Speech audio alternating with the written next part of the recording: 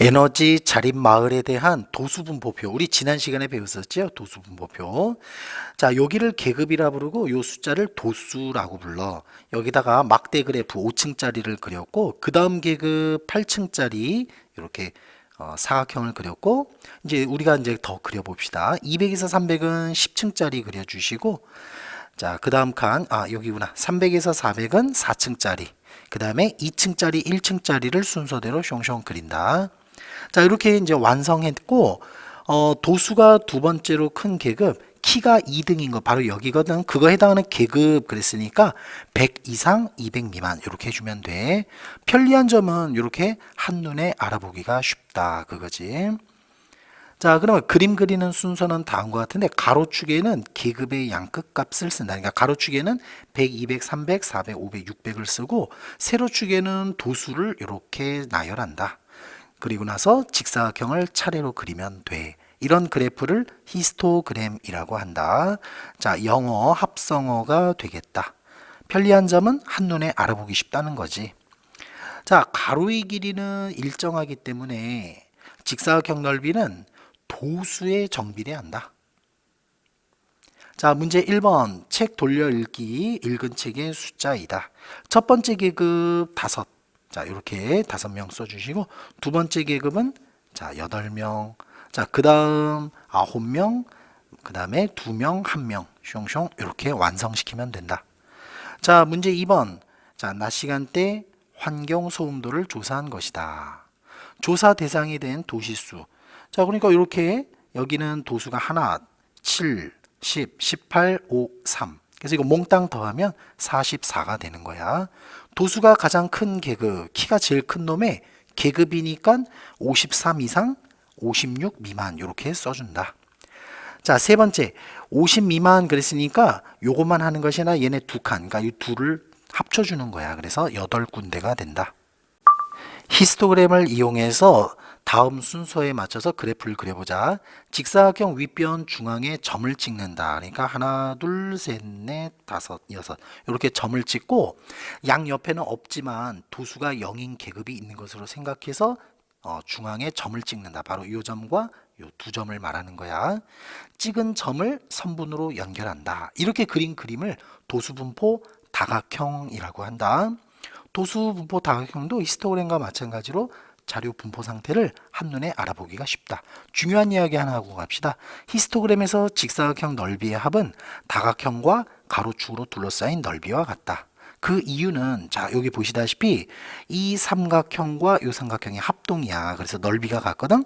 히스토그램에 있는 거 위의 것을 아래로 내리면 다각형 넓이가 돼. 여기도 같은 방식으로 둘이 합동이라서 넓이 같거든. 히스토그램에 있는 위의 것을 밑으로 내리면 도수분포 다각형이 돼. 그래서 넓이가 같다. 자, 문제 3번. 히스토그램과 다각형으로 나타내 보시오. 보니까 도수가 137411이거든. 이렇게 히스토그램 그릴 수 있지.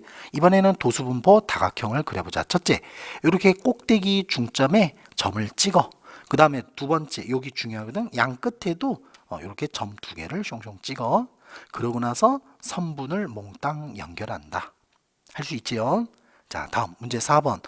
오른쪽은 하루 동안 헌혈한 사람들의 나이를 조사한 것이다. 헌혈한 사람들이 가장 많은 계급? 저 꼭대기잖아. 그치? 요 꼭대기. 근데 계급을 쓰시오. 그랬으니까 20 이상, 30 미만. 이렇게 답을 써. 자, 두 번째 질문은 나이가 30세 이상. 여기가 이제 30세니까 그 이상이면은 요 점 3개거든. 숫자를 조사해 보니까 도수가 631. 그래서 이거 다 더하면 10명이다. 스마트폰을 과다하게 사용하면 스스로 조절하고 통제하는 능력이 저하되어 일상생활에 문제가 발생할 수 있습니다. 오른쪽은 어느 중학교 1학년 남학생과 여학생의 하루 평균 스마트폰 사용 시간을 나타낸 도수분포표입니다. 자, 여기 질문을 봤더니 남학생 중에서 그 사용 시간이 2시간 이상 3시간 미만인 학생의 비율을 묻고 있거든.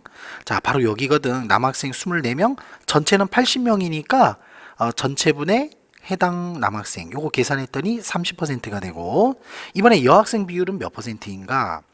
자, 26명인데 전체 100명이니까 자, 둘이 나눗셈하면 26%가 된다.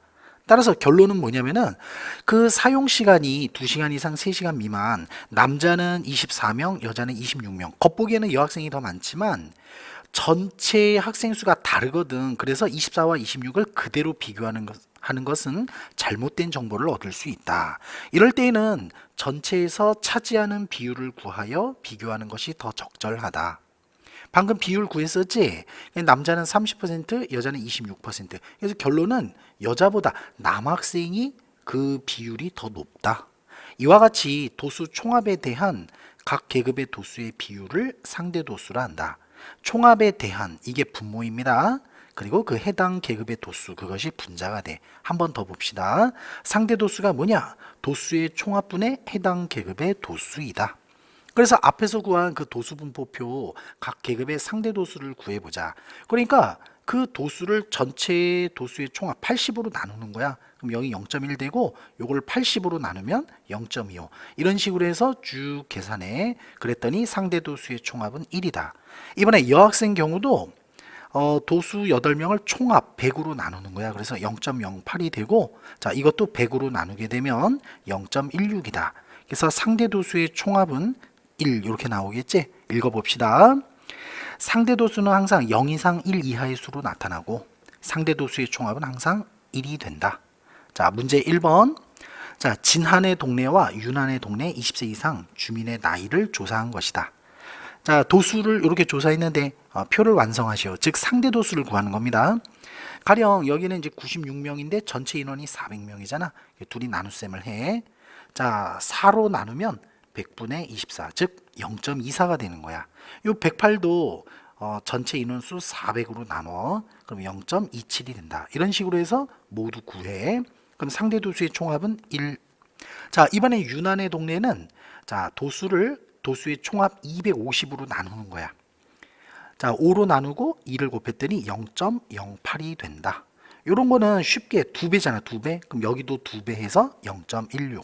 그런 식으로 해서 이거 전부 다 250으로 나눠서 상대 도수를 구한다. 상대 도수의 총합은 항상 1이 되겠지. 자, 2번 40세 이상 50세 미만의 주민의 비율. 그런데 바로 여기 이 계급이거든. 상대 도수 여기는 0.23, 여기 상대 도수는 0.3. 누가 더 커? 그렇지. 윤한의 동네가 더 비율이 높다. 상대 도수 분포표를 그래프로 나타내면 한눈에 알아볼 수 있을 뿐만 아니라 자료를 비교하는 데도 편리하다. 그림 그리는 방법은 똑같은데 가로축에는 계급을, 세로축에는 상대 도수를 쓰면 돼. 계급은 0, 1, 2, 3, 4, 5, 6시간이 되고 상대 도수는 0.1, 0.2, 0.3. 히스토그램도 그리고 그 중점을 연결해서 이렇게 다각형도 그릴 수 있다. 자, 이번에 다음 그림을 봤더니 그래프가 두 개가 있거든. 자, 파란색은 남학생, 빨간색은 여학생이야.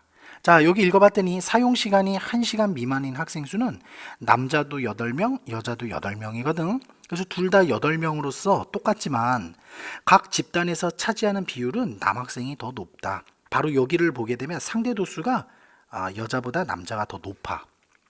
자, 또 대체로 여학생 그래프가 남학생 그래프에 비해 오른쪽으로 더 치우쳐 있으므로 이렇게 해석할 수 있거든. 여학생이 남학생보다 사용시간이 상대적으로 더 많다. 이런 결론을 내릴 수 있다. 전체적으로 오른쪽으로 갔지. 그러면 사용시간이 많아진다는 뜻이야. 자, 문제 2번. 다음은 신생아의 몸무게를 조사한 상대도수 분포표다. 히스토그램도 그리고 다각형도 그려보시오. 상대도수가 이렇게 5개가 있거든. 그래서 눈금을 하나, 둘, 셋, 넷, 다섯 이렇게 표시를 해주시고 직사각형을 만들면 히스토그램이 완성된다. 다각형 그릴 때에는 윗변에 중점 찍고 양쪽에도 점을 찍어서 선분으로 연결하면 다각형이 완성된다. 여러분도 할 수 있죠? 자, 다음 3번. 자, 오른쪽은 봉원인의 학교와 현준의 학교 봉사활동 시간을 조사한 것이다. 첫 번째 질문, 봉원인의 학교 8시간 이상 12시간 미만인 학생의 비율은 전체 몇 %인가? 계급이 여기거든. 8에서 12. 그리고 봉원인의 학교가 파란색이야. 상대도수를 봤더니 0.4%로 고치면 40%가 된다.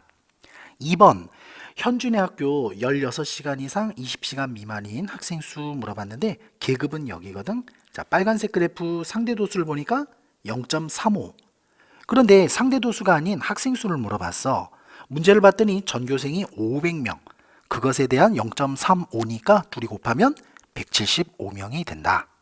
세 번째 질문, 현준애가 봉원이네보다 봉사활동 시간이 상대적으로 더 많다고 할 수 있는가? 그렇다.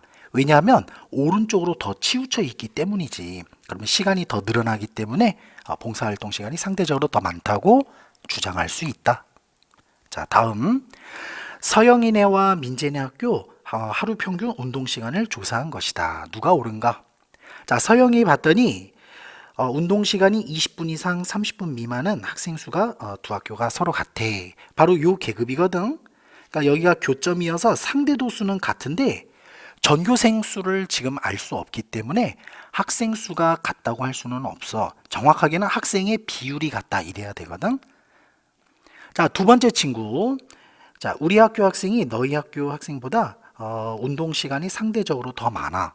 예, 맞습니다. 왜냐하면 오른쪽으로 더 치우쳐 있잖아. 그러면 시간이 더 많기 때문에 운동 시간이 상대적으로 더 많다고 주장할 수 있다.